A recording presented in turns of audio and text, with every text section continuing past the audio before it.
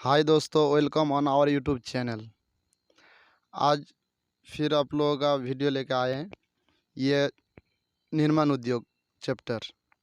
पहला क्वेश्चन है, निर्माण उद्योग किसे कहते हैं? अधिक से अधिक कच्चा माल जुटाकर इससे बहुमूल्य और अधिक उपयोगी वस्तु का अधिक उत्पादन करने की प्रक्रिया को निर्माण उद्योग कहते हैं।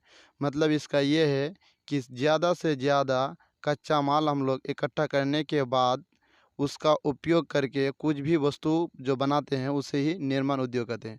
वो भी भारी वस्तु मतलब बहुमूल्य यानी कि ज़्यादा कीमत वाला, उसे ही भारी वस्तु कहते हैं। और निर्माण उद्योग आसानी भाषा से ये है कि अधिक कच्चा माल इकट्ठा करने के बाद हम लोग ज़्यादा से ज़्यादा कुछ भी उत्पन्न करते हैं, उसे ही निर्माण उद्योग कहते हैं। दूसरा क्वेश्चन, उपभोक्ता उद्योग से आप क्या समझते हैं?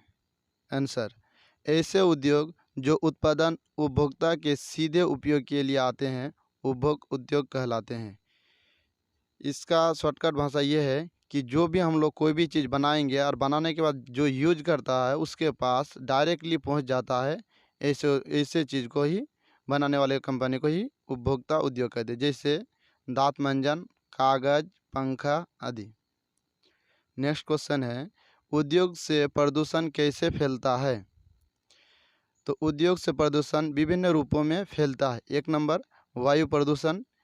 वायु प्रदूषण क्या है? सभी छोटे बड़े कारखानों से निकलने वाले दूषित गैस या धुआं वायु में मिलाकर उसे प्रदूषित करता है। यानी कि कोई भी कंपनी छोटा हो या बड़ा हो, उससे जो भी धुआं या फिर गैस हवा में मिल जाता है, इसे ही वायु प्रदूषण यानी हवा प्रदूषण कहते हैं। दूसरा, जल प्रदूषण। जब उद्योगों द्वारा कार्बनिक तथा अकार्बनिक अपशिष्ट पदार्थों को जल में गिराया जाता है, जिससे जल प्रदूषण होता है। यानी कि कंपनी से, उद्योग से जो भी बेकार चीज़ निकलता है या बेकार अपशिष्ट मतलब है बेकार, तो वो भी जो भी प्रकार के हो, वो निकलने के बाद क्या करते हैं हम लोग नदियों में या जल में फेंक देते हैं, इसे ही जल प्रदूषण हो जाता है। भूमि प्रदूषण। उद्योग से निकलने वाले कचरा, मलबा, रसायन भूमि पर जमा होने से भूमि का प्रदूषण कर रहा है। मतलब ये है कि जो भी कंपनी से कचरा निकलता है या बेकार चीज़ निकलता है या रासायनिक चीज़ निकलता है, ये जमा करने के बाद क्या करते हैं हम लोग ज़मीन में ले आके फेंक देते हैं, उससे भूमि प्रदूषण होता है। ध्वनि प्रदूषण किसे कहते हैं? ये सॉरी, ध्वनि। नेक्स्ट पॉइंट है ध्वनि। उद्योग से निकलने वाली ऊंची ध्वनि ध्वनि प्रदूषण कर रहे हैं। यानी कि कंपनी में बहुत आवाज़ होता है, जिस आवाज़ होने के कारण पृथ्वी पर, वो तो पृथ्वी का तो कोई भी छेद नहीं है, ये पृथ्वी पर ही बजते रहता है, इससे ध्वनि प्रदूषण होता है। नेक्स्ट क्वेश्चन है, सार्वजनिक और निजी उद्योगों में अंतर स्पष्ट करें। यानी कि सार्वजनिक उद्योग और निजी उद्योग में क्या अंतर है? सार्वजनिक उद्योग वे समस्त उद्योग जिनका संचालन सरकार स्वयं करती है, उसे सार्वजनिक उद्योग कहलाती है। यानी कि जो भी कंपनी या जो भी उद्योग सरकार चलाती है, सरकार उसका देख रेख करती है, तो उसे ही सार्वजनिक उद्योग कहते हैं। जैसे दुर्गापुर, भिलाई एवं राउरकेला का कारखाना, ये सब क्या है? सरकार के अंडर है। निजी उद्योग वे समस्त उद्योग जिनका संचालन निजी व्यक्तियों या संस्थापकों या प्रबंधकों के पास रहता है। यानी कि कोई भी कंपनी हो, ये अपने पास रखता है, जो आदमियों के पास नहीं, सरकार के पास नहीं, तो ऐसे उद्योग को ही क्या कहते हैं? निजी उद्योग कहते हैं। जैसे टाटा लोहा एवं इस्पात उद्योग, ये सब जो है आम आदमी के पास से ही ये सब कंपनी है। नई उद्योग नीति के मुख्य बिंदु का वर्णन करें। तो नई उद्योग नीति के मुख्य बिंदु इस प्रकार है। एक नंबर, ये विश्व व्यापारिक प्रक्रिया पर जोर देता है। यानी कि ये जो उद्योग है, ये नीति जो है, ये विश्व में जो भी व्यापार होता है उस पर जोर दिया जाता है। और दूसरा पॉइंट क्या है?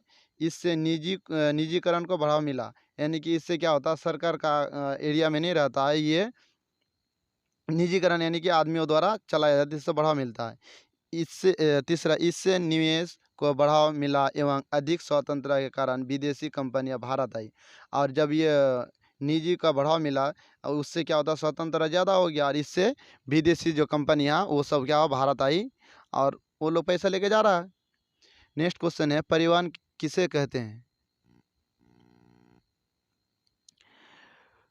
मनुष्य जिसके ये नेक्स्ट क्वेश्चन भी है और नेक्स्ट चैप्टर भी है। मनुष्य जिसके द्वारा एक स्थान से दूसरे स्थान आना जाना करता है उसे परिवहन कहते हैं।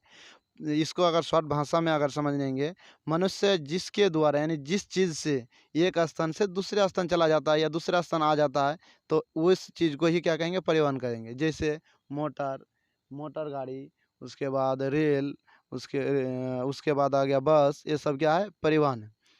क्वेश्चन फिर है कि सड़कों को कितने वर्गों में बांटा गया? सड़कों को 4 वर्गों में बांटा गया। यानी सड़क एक होता है राष्ट्रीय राजमार्ग जो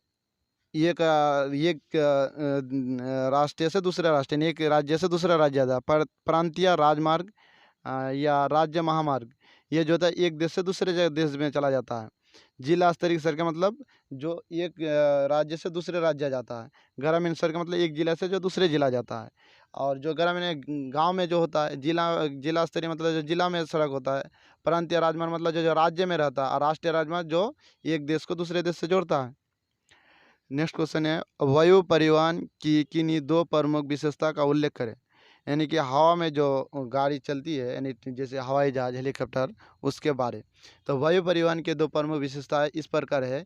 यह यातायात का सबसे तीव्रगामी साधन है। मतलब ये क्या होता है एक जगह से दूसरे जगह जाने के लिए ये जो साधन क्या होता है सबसे तीव्रगामी मतलब होता है तेज गति से चलने वाला है।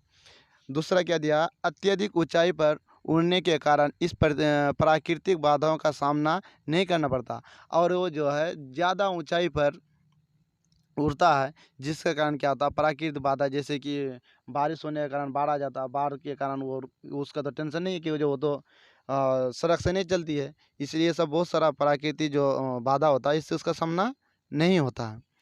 संचार किसे कहते हैं? तो संचार संदेशों के आदान प्रदान को संचार कहते हैं। इसके माध्यम से किसी सूचना को एक स्थान से दूसरे स्थान पर क्या होता है पहुंचाया जाता है। यानी संचार का मतलब ये एक जगह का खबर दूसरे जगह का में पहुंचाता है तो इसी क्या कहेंगे हम लोग संचार कहेंगे। जैसे दूरभाषा, पत्र, इंटरनेट आदि। नेक्स्ट क्वेश्चन है राष्ट्रीय महामार्ग क्या है? तो राष्ट्रीय महत्व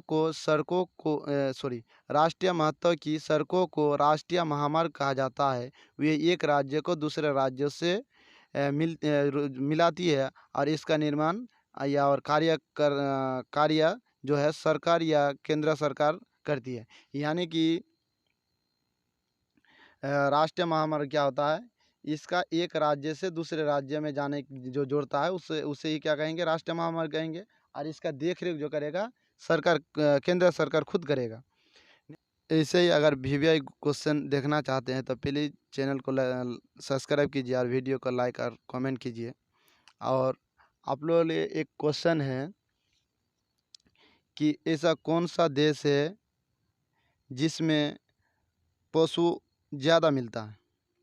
वीडियो देखने के लिए थैंक यू।